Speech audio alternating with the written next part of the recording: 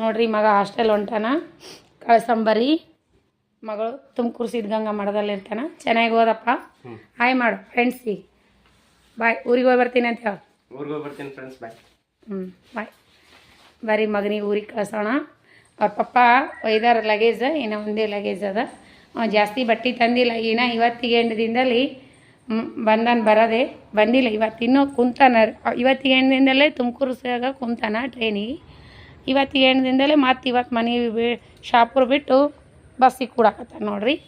ಊರಿಗೆ 8 ದಿನವೂ ಇಲ್ಲ ಅವನು ಎಕ್ಸಾಮ್ ಗುರುವಾರ ದಿನ ಫಸ್ಟ್ PUC ಅವ್ರ ಅಣ್ಣ ಬಂದಿಲ್ಲ ಇವ ಒಬ್ಬನೇ ಬಂದಾನ ನನ್ನ ಕೈ ನೋಯ್ದದಕ್ಕೆ ಏನೂ ಮಾಡಿ ಕಟ್ಟೇ ಇಲ್ಲ ರೀ ಫ್ರೆಂಡ್ಸ್ ಈ ವರ್ಷರೇ ನಾನು ಸ್ವಲ್ಪ ರೊಟ್ಟಿ ತೊಗೊಂಡಾರ ರೆಡ್ಮಿಂಟ್ ಪಪ್ಪ ಲಗೇಜ್ ಇದ್ದಾರೆ ಇನ್ನೂ ಒಂದೇ ಚೀಲ ಅದ ಹೊಂಟಾನ ಹೋಗಿ ಬರಪ್ಪ ಚೆಂದಾಗಿ ಓದು ಬಾಯ್ ಬಾಯ್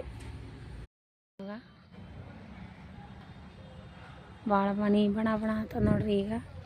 ಮಕ್ಕಳು ಹೋಗತ್ತಾನ ಖುಷಿ ಹೋದ್ಮ್ಯಾಗ ದುಃಖನೇ ಆಗುತ್ತೆ ಓದಲಿ ಮಕ್ಕಳು ಓದೋದೇ ನಮ್ಮದು ಮಕ್ಕಳು ಓದಿದ್ರೆ ಅಲ್ರಿ ಮುಂದೆ ನಮಗೆ ಹೆಲ್ಪ್ ಆಗೋದು ಮಕ್ಕಳು ಓದಿದ್ರೆ ನಮಗೆ ನಾಳೆಗೆ ಅದೇ ಒಂದು ಆಸ್ತಿ ಇದ್ರಿ ಅದಕ್ಕೆ ಬಂತ್ರಿ ಮಕ್ಕಳು ಓದಿದ್ರೆ ನಮಗೊಂದು ಆಸ್ತಿ ನೋಡ್ರಿ ನಾವು ಅಷ್ಟೇ ಯಾರಿದ್ರೆ ಅದಕ್ಕೆ ಬಂತು ನಮ್ಮ ಮಕ್ಕಳಿಗೆ ನಾವೇ ಮತ್ತು ಯಾರೂ ಇಲ್ಲ ಅಷ್ಟು ಕೈ ನೋವು ಆದರೂ ಯಾರೂ ಕೇಳಿಕ್ಕೆ ಬಂದಿಲ್ಲ ನಮ್ಗೆ ಈಗ ಹೋಗಿ ಯಜಮಾನ್ರು ಹೊಸ ಬಸ್ ಸ್ಟ್ಯಾಂಡಿಗೆ ಒಯ್ದು ಬಿಟ್ಟು ಬರ್ತಾರೆ ಬಸ್ಸಿಗೆ ಕುಂದ್ರಿಸಿ ಬರ್ತಾರೆ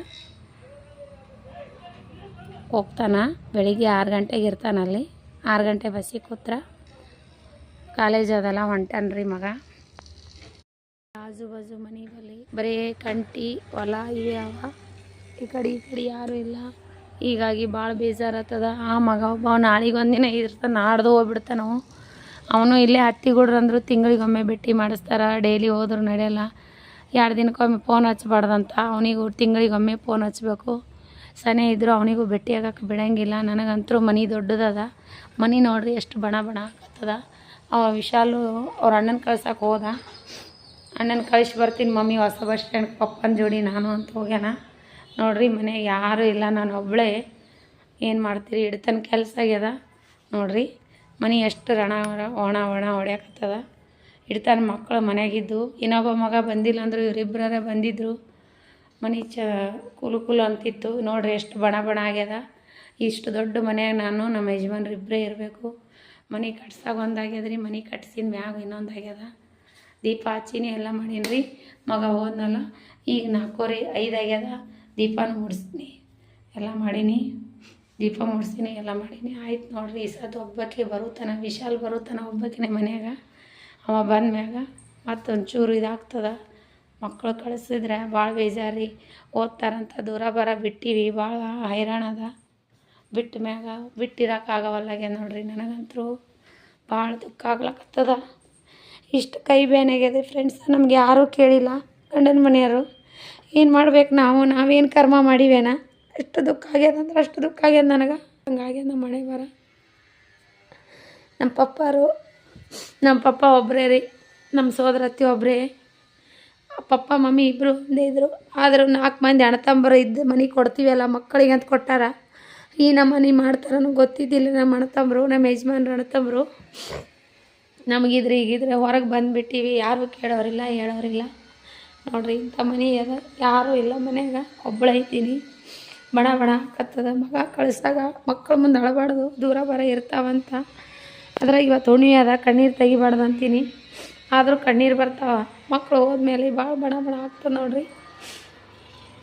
ಮಕ್ಕಳು ಹೋದ್ಮೇಲೆ ಮನಸ್ಸೇ ಬರಲ್ಲ ಹೊರಗಡೆನೇ ಕೂಡ್ತೀನಿ ಬರತ್ತಾನ ಮಗ ಬರ್ತಾನ ಎಲ್ಲ ಏನು ಎಷ್ಟು ಸಾರಿ ಚಕ್ಲಿ ಚೂಡ ಎಲ್ಲ ಮಾಡ್ತಿದ್ದೆ ಈ ಸರಿ ಏನೂ ಮಾಡಿಲ್ಲ ನೋಡ್ರಿ ನಾನು ಏನೂ ಮಾಡೋಕ್ಕಾಗಲ್ರಿ ಫ್ರೆಂಡ್ಸ ಎಲ್ಲ ನಾವು ಹೆಣ್ಮಕ್ಳಿಲ್ಲ ಏನಿಲ್ಲ 3 ಗಂಟೆ ಅವ ನನಗೆ 4 ಮಂದಿ ಅಣ್ಣತಂಬರು 3 ಮಂದಿ ನಾದಂದಿಯರು ನನಗೆ ಇಷ್ಟು ಜನ ಇದ್ದರು 4 ಮಂದಿ ನಾದಂದಿಯರು 4 ಮಂದಿ ಗಂಡ್ಮಕ್ಳು ನಾವು ದೊಡ್ಡ ಫ್ಯಾಮ್ಲಿಗೆ ಕೊಟ್ಟಾರ ನಮ್ಮ ಪಪ್ಪ ಕೊಡಾಗೆಲ್ಲ ಈಗ ನೋಡಿದ್ರೆ ಒಂಟಿ ಜೀವನ ಅನುಭವಿಸ್ಬೇಕು ಯಜಮಾನ್ರಿಗೆ ಅವ್ರ ಪಪ್ಪಗೆ ಬಾಯಾಗಿ ಹೊರಗೆ